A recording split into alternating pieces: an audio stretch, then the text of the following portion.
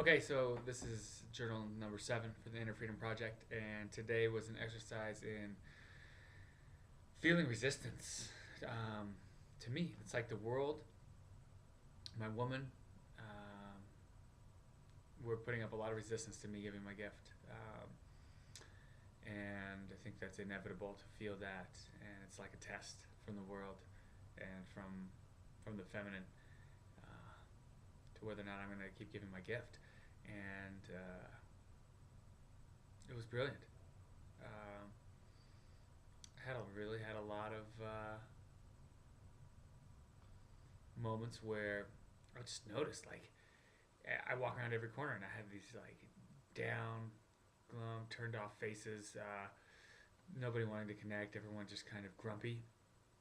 I was like, wow, I'm really. It was like really testing my resolve um, to receive that part of those people, and then, of course, by doing that, receive that part of myself, because we could say that was just a reflection of something in me, all that those grumpy sides of me or the negative pieces of me that were showing up. Um, so I had some good moments where I would just really embrace that and was like, all right, there it is, and felt it, and still had the intention of giving my gift and putting it out, and things shifted once I really was able to enjoy the negative side and really embrace it, like, oh yeah, and just like get the rich texture of it, kind of like if we enjoyed, um, I don't know, sometimes you might taste something gross, but sort of almost enjoy, like, oh wow, that was totally gross, but you're in the experience, and it's great. Or a haunted house, so it's scary, but we still totally enjoy it, even though it's not just a joyful experience. So the more I sunk into it and actually enjoyed like the game of resistance and the game of somebody being really grumpy or standoffish, um, it's like it broke the spell. But I had to really take it in, and then it broke the spell. This particular person, I was in the sauna, and this guy walked in, and he seemed so grumpy, and I just was able to really take it in, feel that resistance. Truly, I enjoyed it in that moment, and that's when it broke. And then all of a sudden, he started talking to me, and he was um, interested in connecting. And then I left there. When I got home, my wife was less uh, standoffish, and she wasn't testing me as much. And when she did, I embraced it, and then her resistance just started dropping more and more. And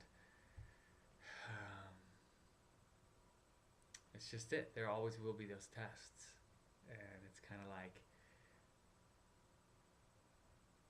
it feels as if, okay, so I'm gonna give my gift, give my gift, and then feel the resistance,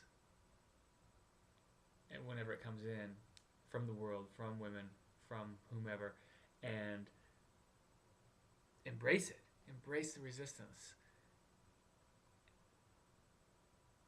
and by doing that, um, opening the doors to the experience, which opens me to give my gift.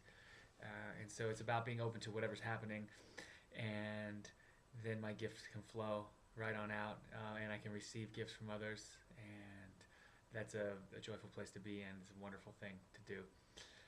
So I think that's about all I've got, but just sinking right into that feeling of giving my gifts to whoever's watching this video, to myself, to the world.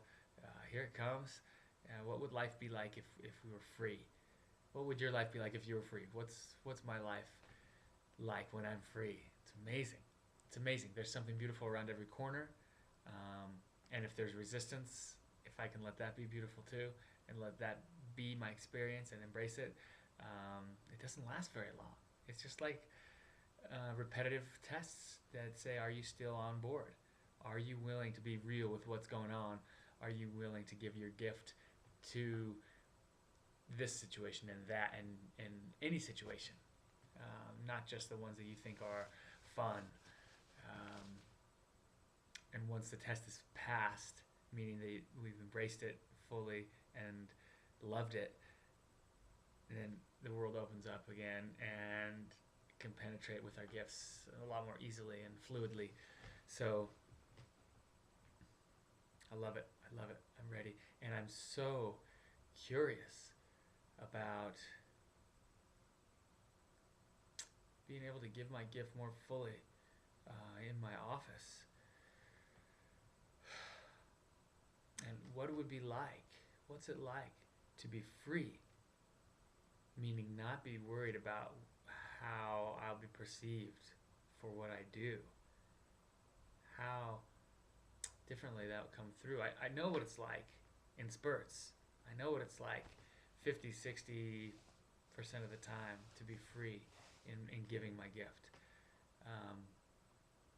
I guess what I don't know yet is for what it's like for that to continue, and for that for me to be able to meet the resistance and embrace it every time. Well, maybe I'll never do it every time, but to be able to meet that resistance that the world gives me without contracting, and to really embrace it and love it, and still meet it with my gifts, so that when those adjustments come that aren't as fluid and aren't feeling so graceful, that it's not a point where I hide my head, but rather a point where I just embrace the experience,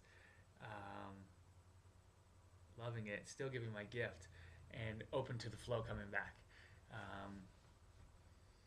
I think so. What's been happening up till now, or recently, is that I'm in that open giving mode, and there's greatness happening, and then I get tested, and I've contracted for a while, and it's taken me a while to get out of that contracted mode, embrace the experience, and when I do, then open back up, and the world opens back up, and the adjustments open up, and then there's brilliant things happening again. So I suppose it's a matter of embracing the experience as soon as I can, as soon as I can get my consciousness around it, habitually being okay with a resistant experience, with one that doesn't go as smooth as I thought it should, expecting it even.